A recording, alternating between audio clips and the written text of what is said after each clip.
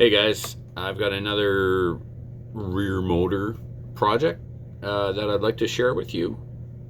First was, I can't remember if it was the rear motor short course truck that I built out of a Pro SC10, or if it was the B5, quote unquote B5.6 that I built.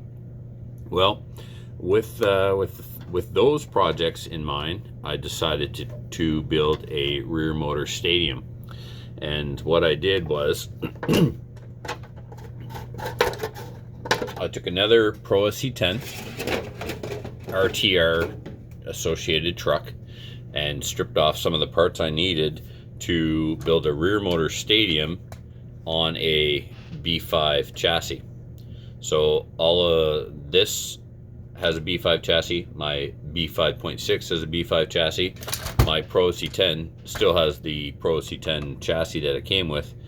But like the other two projects, what I did with this one was I added as many 6 series parts as possible. So we'll get the wheels off here and have a quick look at what I did. Alright, so starting from the front and working our way back, I'll point out what parts are 6 series and what parts are still Pro SC10 or 5 series. So the front brace here is a aluminum B5 brace. The bulkhead has to be a B5 bulkhead because it's a B5 chassis, so the Pro SC10 bulkhead doesn't fit, and therefore the brace doesn't fit. It could with some, fitting and sanding and whatnot, but the Pro SC or the B5 bulkhead just drops right on there, and so does the chassis brace. So after that, the top plate, top brace up here, that's off of the Pro SC10. That will bolt directly onto a B5 chassis. So the last Pro SC10 I bought, I really just needed the shock towers, gearbox, and the top plate. The rest is 6 series parts. So shock tower off of Pro SC10, front body mount and posts here. This is off of a SC 6.1, and the posts are off of the Pro SC10. It has the body up a little higher than it should. It looks a little weird, and what I did was I took a Dremel to the corners here to get the posts as low as I could, and I still got a little bit of material left there where I could remove it, get the post lower, get the front of the body lower, have it look right without compromising the structural integrity of that post. That being said, the DR10 body post I assume is going to bolt directly onto the front of the shock tower here, because it's the same shock tower on the Pro SC10. The DR10 being a car though might have lower front shock tower, so I'll have to see, but I think the top geometry will be the same. So it might bolt on directly. If not, I'll poke some holes in it and make it fit. The reason why I want the DR10 front body post is because when it gets out to the sides here, it curves down, which will bring these posts down, which will allow me to use the adjustability of the post to get the body where I need it to be. So the turnbuckles all around were taken directly off of the Pro SC10. Front suspension arms are the 6.1 series, so they would be what's on the front of a T6.1 or a SC 6.1. Same with the caster blocks and the steering blocks, and you can see I've got my caster head bushing up at the 3mm at the top to push the axle all the way down. So we'll start off that way and see how much steering that gives me. If it gives me too much steering, I'll lift it up. The axles from the Pro SC10 are not the same as the T6.1, so to try and keep the geometry as close as possible, I went with the 8.5mm axles rather than, I think the Pro SC10 is, well, it doesn't matter what they are, they're not 8.5. So steering blocks are the 4mm from the T6, the +1 plate here on the steering block. For steering, I went with the B5 aluminum steering bell cranks and kept the plastic rack. For my B5, I went with aluminum all around, an Exotech rack and B5 aluminum bell cranks. Shocks, I went with Kashima bodies, factory team chrome shafts, J Concepts aluminum caps. Because the Associated plastic caps, I have a tendency of stripping the bleeder screw because I Mongo tight everything because I'm just a Neanderthal.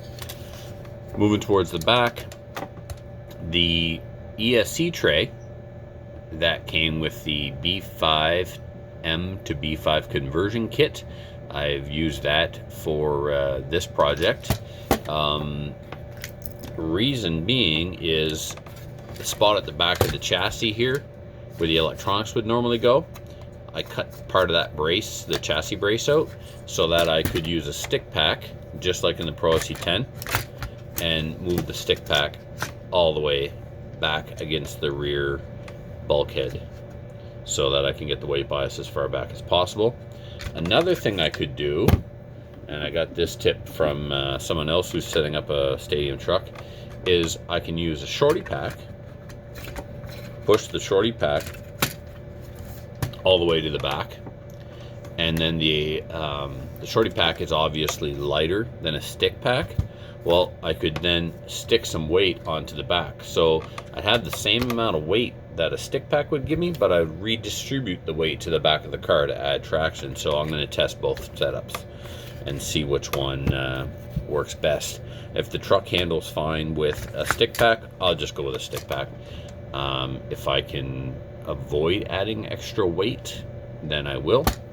But it's not extra weight if I replace a stick pack with a shorty and just redistribute the weight. Even if I'm sticking lead on the back of the truck, it's not any extra, it's just a redistribution. So what else we got going on? Oh, it's okay. So the back, again, just like all of my B5 based projects or 5 Series projects, I went with an aluminum chassis brace. I get these off of eBay. They take a couple of weeks to come in. They're like, I don't know, by the time they get here, $25, $40, whatever. I don't know.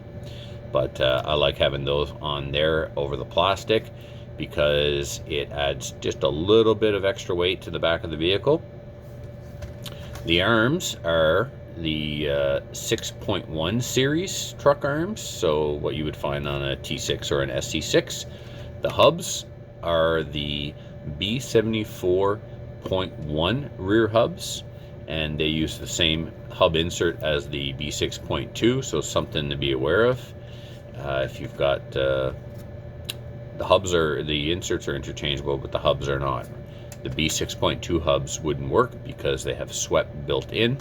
These arms have swept built in, so I'd end up with too much toe just from the way the parts are made. So because the arms are not symmetrical, there's a right and a left side to the arms, I went with B74.1 hubs to avoid having the sweep. So, and the 6.2 series trucks use those hubs as well, so I've got the most up-to-date hubs on the back of this thing, again with the Kashima shocks. The gearbox, the weak link in the gearbox for the Pro SC10 is this plastic idler gear. There are a couple of companies that make a aluminum idler gear. Again, I can't remember if it's aluminum or steel, whatever, it's an alloy. I went with that for this gearbox as well, so all of my rear motor kits have that, the Pro SC10, the B5, and now the, I'm calling this the T5.6 because T for truck, 5 for the 5 Series chassis, and 0.6 for all the 0.6 suspension parts that are on there. So I don't know, we'll see. I know my T6.1 that I have was great. It actually would wheelie on the straight on Blackfly's track, which is a clay track. Could be because my clutch was too tight, but anyway, that's neither here nor there. The point is the mid-motor T6.1 produces enough traction to work on our tracks. I tried layback, 3-gear stand-up, and 4-gear. It definitely did not need the 4-gear. It did not drive nice with the 4-gear, so I dialed it back to the 3-gear. But now that I know a bit more about tuning and adjustment, I'm going to start the season by testing that truck with the layback. And this truck will probably only be used on my personal track, which is loose and loamy and dry and stuff. So, or I don't know, I'll test it everywhere. I got too many projects, and it's going to hurt my race program. Chasing the dragon, trying to find out which car is going to work best where. So anyway, whatever, it is what it is, but it'll probably only be used on my track, and then my T6.1 will be used on the other tracks when I choose to run stadium class. So there it is, guys, another quote-unquote up-to-date rear motor project, trying to keep a 5 series alive with 6 series parts. They all fit on here, no problem, especially in the rear. There was no sanding required to fit anything or make anything move freely.